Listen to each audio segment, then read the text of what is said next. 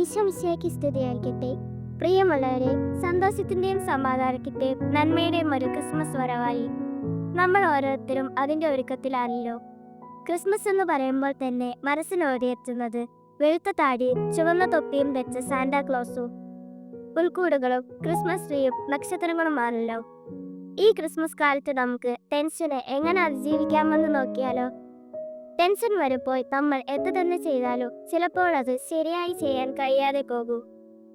2 Timothy 1-7 വാക്യത്തിൽ ഇപ്രകാരം പറയുന്നു: എന്തെന്നാൽ ഇരുത്തത്തിന്റെ ആത്മാവിനെയല്ല ദൈവം നമുക്ക് നൽകിയത്, ശക്തിയുടെയും സ്നേഹത്തിന്റെയും ആത്മനിയന്ത്രണത്തിന്റെയും ആത്മാവിനെയാണ്.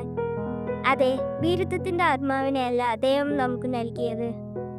ക്രിസ്മസിനെ വരവേൽക്കാൻ ഒരുങ്ങുന്ന നമുക്ക് ഓരോരുത്തർക്കും നമ്മുടെ ടെൻഷനെല്ലാം ദൈവത്തിന് വിട്ടുകൊടുത്തുകൊണ്ട് മറ്റുള്ളവരെ സ്നേഹിക്കാനും നമ്മെ കൊണ്ട് കഴിയുന്ന ചെറിയ ചെറിയ നന്മകൾ മറ്റുള്ളവർക്ക് ചെയ്യാനും ഈശോ നമ്മെ പഠിപ്പിച്ചതുപോലെ ശത്രുക്കളെ പോലും സ്നേഹിക്കാനും നമുക്ക് സാധിക്കട്ടെ.